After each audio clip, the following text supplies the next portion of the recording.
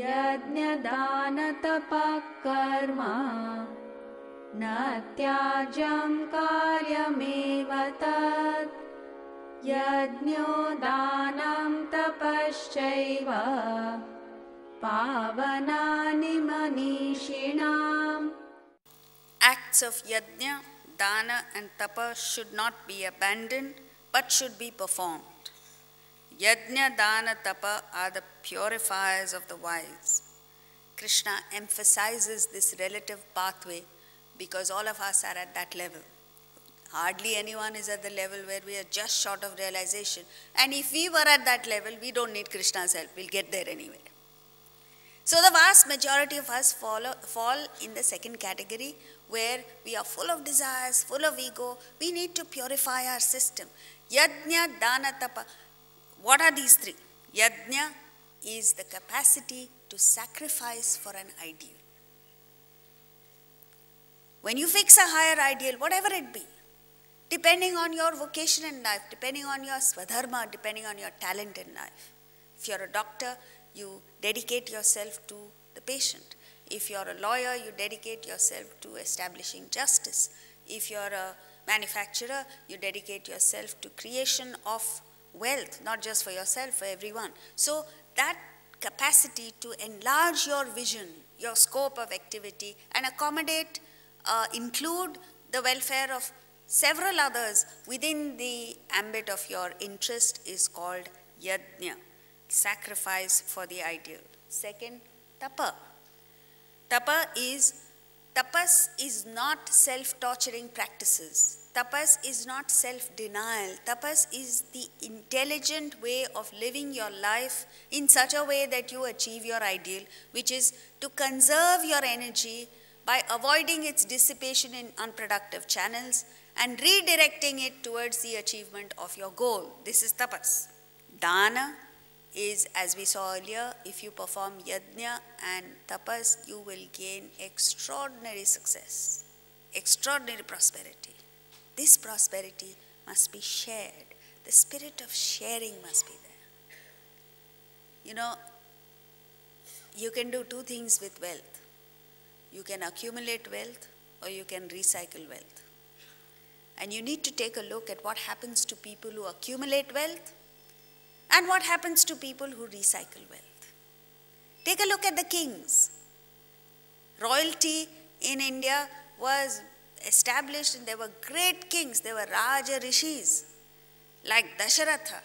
Dasharatha was a king, they say, had left golden trails wherever he went.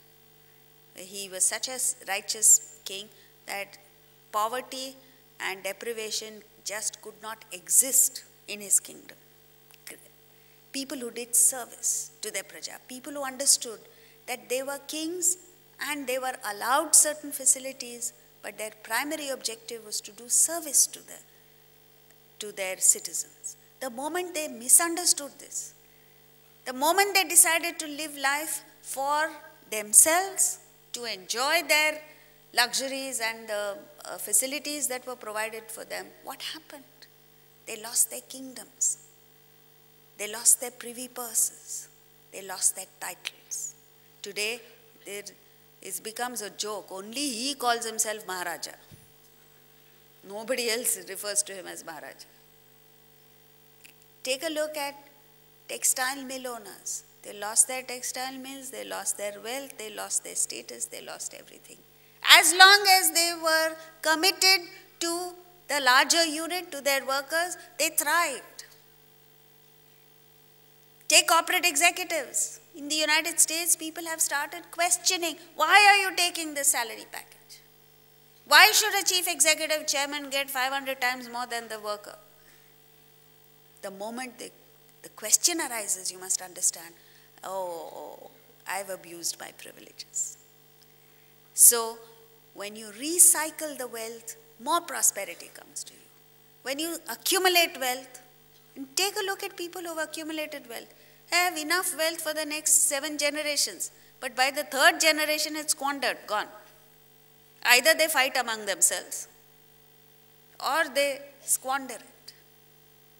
So think, So therefore he says, Yajna Dana Tapa are purifiers of the wise. Please remember one thing, the world, whoever created the world, has created the world in such a manner that it will exist, thrive, prosper in spite of us.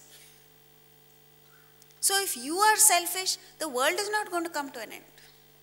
Only you will come to an end. That's for certain.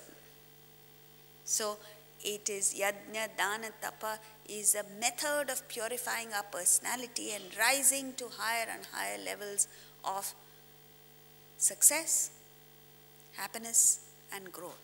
If you don't understand it like this, then you live a life of selfishness, you live a life of laziness, and you live a life of grabbing. So that is what it's about. And with this, we'll end for today.